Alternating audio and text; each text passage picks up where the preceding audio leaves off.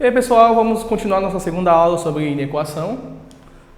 Vamos falar hoje sobre inequação no primeiro grau, vamos resolver alguns exercícios, tá? Então, inequação, quando eu digo inequação, se você observar, tem a palavra, na inequação tem a palavra equação, né?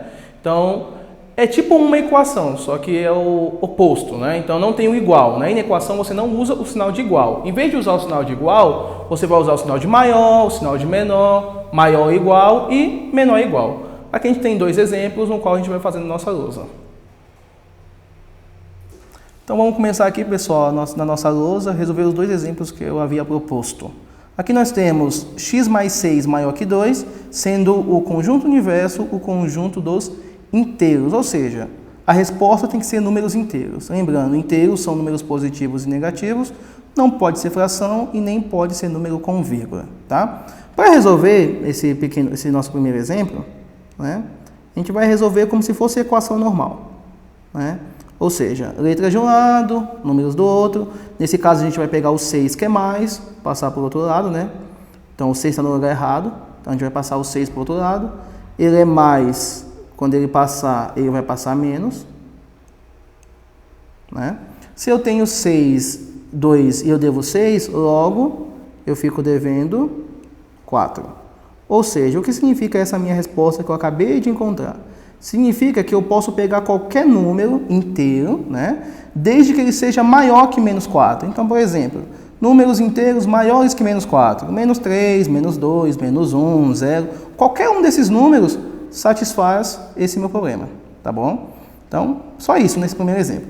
No nosso segundo exemplo, a gente vai ter que aplicar, né, a nossa propriedade distributiva. Uma observação é que no nosso segundo exemplo, o conjunto verdade é o conjunto dos racionais. Racionais são frações, são os decimais, os inteiros também são racionais, né? Então vamos começar aqui então. Vamos resolver nosso pequeno probleminha. Né? Então a gente começa pela parte de propriedade distributiva, né? Então a gente vai aplicar a nossa propriedade distributiva. 3 vezes 1 vai dar 3. 3 vezes menos x vai dar menos 3x menor ou igual a 7. Letra de um lado, o número do outro. O nosso 3 aqui da frente, né? Nosso 3 aqui da frente. Esse 3 aqui. Ele é número, vai passar para o outro lado. Se ele é positivo. Por que positivo, professor? Porque não tem sinal. Não tem sinal, é positivo. Se ele é positivo, ele passa negativo. Então, eu vou copiar esse menos 3x que eu não mexi nele. Menor ou igual. E, novamente, reforçando. Esse 3 é número, então ele tem que passar para o outro lado, tá? E vai ficar junto com o 7. O 7 já estava a copia. O 3 é mais, ele vai passar menos, né? Se você tem 7 e você tira 3, né? Então você vai ficar com 4. Menor ou igual a 4. Vamos continuar aqui na segunda parte, que não vai caber nessa parte, tá, pessoal? Então, aqui na nossa segunda parte, né, a gente tinha lá no nosso exemplo anterior, menos 3x menor ou igual a 4. Chegou aqui, na inequação, ela não aceita que o x seja negativo, né? Então, aqui, ó, a gente tem esse 3 aqui que ele está negativo, ela não vai aceitar, né? Então, o que você vai ter que fazer? Você vai ter que multiplicar, antes de você passar o 3, você vai ter que multiplicar os dois lados da nossa inequação pelo menos 1, tá? Então, vamos multiplicar os dois lados pelo menos 1, tá? Então, vamos lá.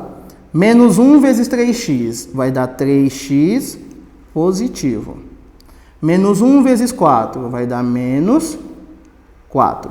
Porém, como a gente viu lá no nosso princípio multiplicativo da desigualdade, quando eu multiplico por um número negativo, o meu sinal da desigualdade, que nesse caso é o sinal de menor ou igual, que é esse sinal aqui do meio, ele vai ter que ser invertido, né? Então, ele vai ter que mudar, né? A gente viu lá no nosso princípio multiplicativo da desigualdade.